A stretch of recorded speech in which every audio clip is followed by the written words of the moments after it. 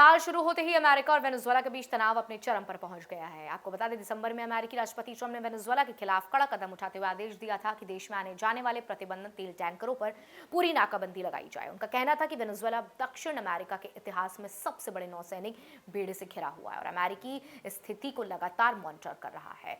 Trump ने अपने social platform truth पर लिखा है कि ये घेरेबंदी और भी सख्त होगी जब तक कि वेनेजुएला अमेरिका से चोरी किए गए तेल, जमीन, बाकी संपत्तियां वापस नहीं लौटाता।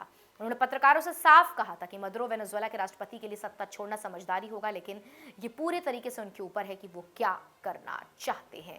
इस टकराव का मूल कारण केवल राजनीतिक दबाव नहीं है। वेनेजुएला के पास दुनिया के सबसे बड़े तेल भंडार हैं और अमेरिकी सेना चाहते हैं कि उनका नियंत्रण रहे। ट्रंप प्रशासन का दावा है कि मदुरो सरकार लोकतांत्रिक नहीं है और उसने अमेरिका से तेल और अन्य संपत्तियां धोखेधड़ी से ली है। इसलिए अमेरिका ने न केवल तेल टैंकरों पर रोक लगाई बल्कि वेनेजुएला के अंतर्राष्ट्रीय लेन देन संपत्ति पर भी दबाव बढ़ाया।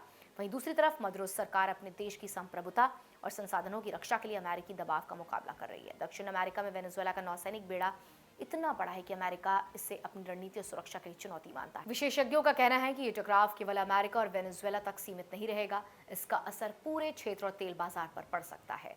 अब आपको आसान शब्दों में बताएं तो अमेरिका और वेनेजुएला के बीच शुरू हुई कि साल की पहली जंग तेल सत्ता और अंतर्राष्ट्रीय दबाव पर आधारित है। अमेरिका चाहता है कि मदुरो सत्ता छोड़े और अमेरिका के हित सुरक्षित हों, जबकि मदुरो अपने देश की संपत्ति और राजनीतिक सत्ता बचाने के लिए तैयार कर रहा है। दोनों देशों के बीच ये टकराव अब न केवल कूटनीतिक लड़ाई बन गया है बल्कि आर्थिक और रणनीतिक लड़ाई में भी बदलता जा रहा है। वहीं दूसरी तरफ एक्सपर्ट्स मानते हैं कि आने वाले महीनों में अमेरिका की नाकाबंदी और कड़ा अंतर्राष्ट्रीय दबाव मदुरो सरकार के लिए चुनौतीपूर्ण होगा, लेकिन दूसरी ओर वेनेजुएला भी पूरे तरीके से अपने संसाधनों और सुरक्षा बलों के भरोसे खड़ा है।